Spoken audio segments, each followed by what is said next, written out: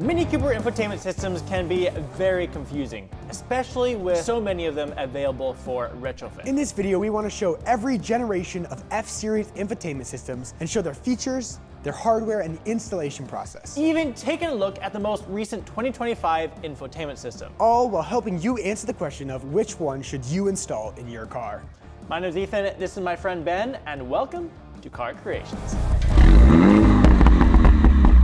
As we go through, please comment which infotainment system we should be installing on our car. Let's start in 2014, where Mini first introduced the F-Series with a non-touch 6.5-inch display and a non-touch 8.8-inch display. Now there was also a little small 2x5-inch display, but we're not gonna worry about that. That was on base models that really only hit North American market. So what exactly does ID stand for? ID stands for iDrive, and it's what BMW calls the operating systems of their cars. This is ID4, introduced on F-Series between 2014 and 2019. So with ID4, you get a matte non-touch display, like we have right here in front of us. Basic navigation, if any, Bluetooth, media, and Mini's older menu layout that has muted colors and has to be navigated using the iDrive controller. It works, but by modern standards, it is pretty dated. It's slow, it's limited, and it's also very locked down. You're not really customizing anything. Next came ID5. This is where Mini started to modernize things. These systems came now with a touchscreen in the same 6.5 and 8.8-inch sizes. You get better response, you get brighter and faster graphics, faster menus, as well as better phone integration. In fact, with these systems, you could even spec a split-screen wireless Apple CarPlay. Once again, you can control it using the iDrive controller or touchscreen on both the 8.8-inch as well as the 6.5-inch displays. Even on the 6.5-inch, the touchscreen is very nice. The general layout of the infotainment system is relatively similar, but internally it was a big step forward and was a huge upgrade for Minis. Next came ID6, the last factory option that could be retrofitted into older F-Series. This only featured an 8.8-inch touchscreen display. It had faster boot times, more personalization, and smoother animations. It also had better CarPlay integration with full screen Apple CarPlay. So most people with the older systems, with the ID4, with the ID5 systems, will retrofit this newer 8.8-inch 2023 touchscreen into their cars. And if you're followers of this channel, you probably know that we have done this retrofit many times, and we'll include those videos all in the description. Subscribe. In 2025, we got a brand new platform. And with these cars, we got an operating system called ID9. And they introduced a fully round 9.5-inch display, sporting a full Android operating system and a ton of new features, as well as a lot of customization options. It also supported Android Auto for the first time. So what is the hardware powering these systems, and how do you retrofit them? These systems normally have two pieces to them. They've got the screen and then the head unit behind them. The screen is for display and the head unit is the computer. Let's begin with the ID4. So these systems came with two different head units. We had the NBT/EntryNav1 and we had the NBT Evo. And this NBT Evo had 2 GB of RAM. And these head units communicated with the car using the universally accepted quad lock port. Now let's get to ID5. These ones are a little bit more complicated in terms of hardware. That's because Mini introduced the EntryNav2 and then upgraded the NBT Evo with 4 GB of RAM.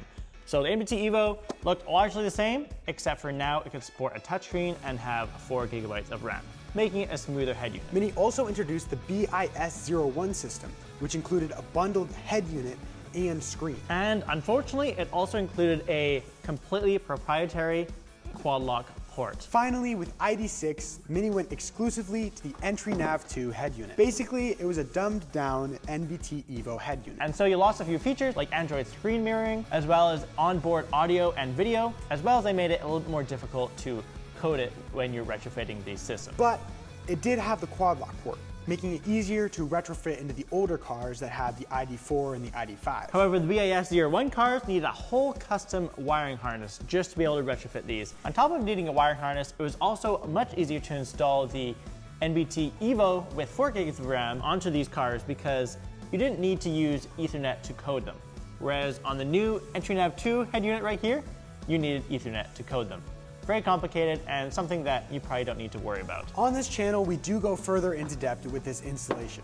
You can check that video out right there. However, it's relatively easy to retrofit. Simply remove the screen, remove the head unit, buy a pre-coated screen plus head unit combo, install that, and with a little bit more coating, you're done. However, on ID9, this is when it gets a little more complicated. These new cars run completely off new electrical architecture. The wiring is different, the modules are different, even communication protocols are different. We tried to make ID9 work with an older F-Series, and unfortunately, we could not. Basically, we'd be putting an entirely new car into the old car, and that's not really viable. However, this is where Aftermarket steps in. They've developed the ID9 clone. Round display, a similar interface, and it even runs Android like ID9. So we'd like to thank DRMAT for sending us a system to look at. It looks pretty cool, and we cannot wait to dive into it to take a further look. If anyone is interested in the ID9 clone, you can scan the QR code on screen or check in the description down below for all the links. All right, so let's take a closer look at this ID9 screen And retrofit it onto our car. So we can give you more detail on how to do this install. We're actually going to be using a dash from this car. So we took it out and we have it in front of us and we have the old screen installed. Here's everything that came in the box. We have excess of wires, and right here we've got the frame that the head unit will sit in. And here we've got the brand new temperature controls. And this design is actually right from the F6 Series Mini Coopers. So just like this screen that's from the F6 Series Mini Coopers, they also decided to give us the temperature controls, which looks pretty cool. So as we were saying before, BIS01 Minis have a different quad lock port.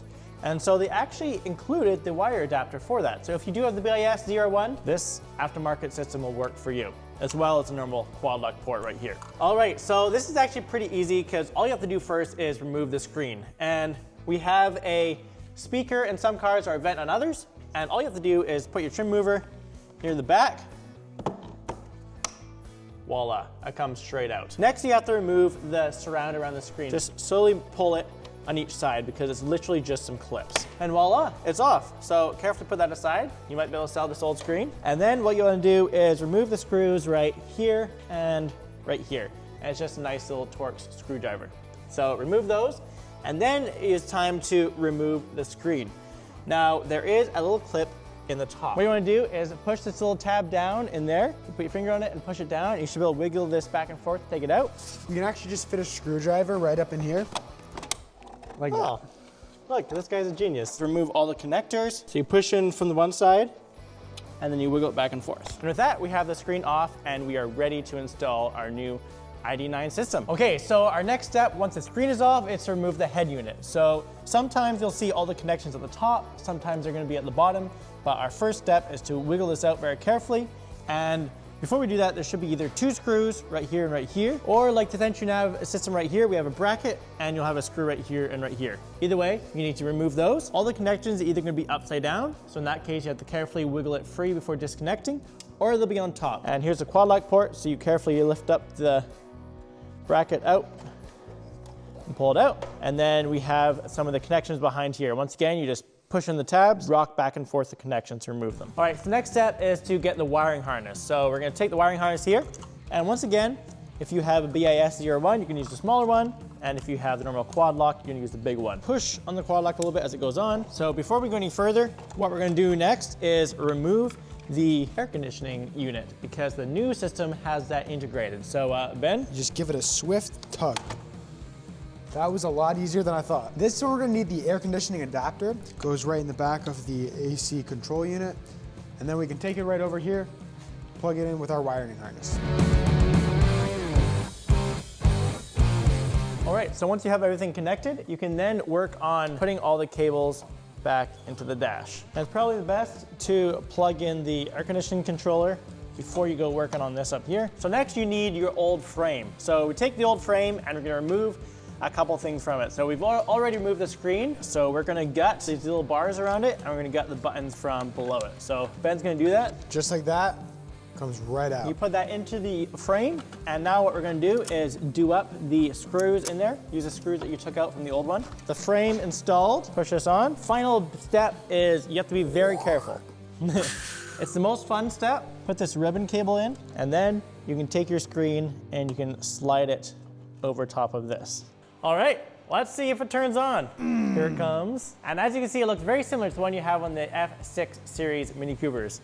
with ID9. So you have your speed at the top, you have fuel, you have your RPM, control your air conditioning, everything just like you would, seat warmers, etc. And then my favorite is the clock, just like so. Let's see what Apple CarPlay looks like with this. So we're going to go to Phone Link and we're going to connect to it. And there we go. Voila, Apple CarPlay. Looks pretty good, very responsive. And once again, this can run Android Auto, so that is pretty cool.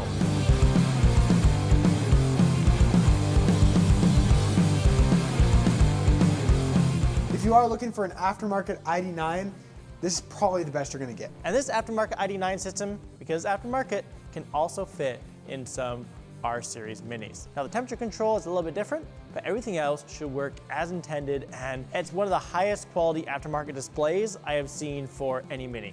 So that is really good news, and I'm really excited about that. Now we can't show you air conditioning controls because we're not actually installing it on our car at this time.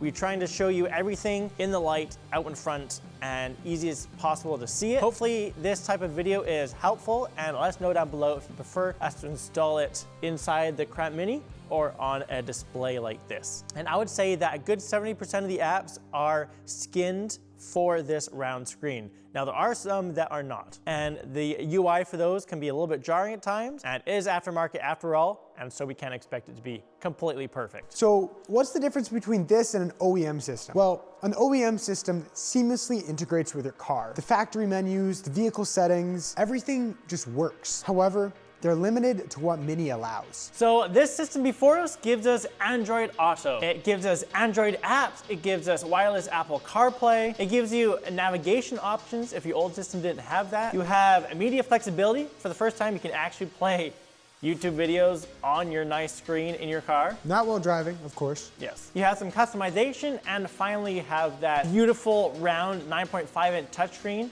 that modern feeling OS right on your car. It looks like ID9, but it's not ID9. This isn't an OEM replacement, it's a solution. If you want factory originality and performance, stay OEM. If you want modern features and the ID9 circle display, aftermarket is your only option. So let us know down below what you think we should be installing in our car. Should we go aftermarket with potentially a newer looking operating system as well as screen? Or should we stick with the tried and true OEM options like the ID6 interface with full screen wireless Apple CarPlay? No Android Auto if we go that way. Hope this helped clear up any Mini infotainment confusion you had. If you're still confused, leave a comment down below asking us a question or whatever. Please make sure to like and subscribe as we really appreciate it. Most of all, we hope you all have an amazing rest of your day, and we'll see you in the next one.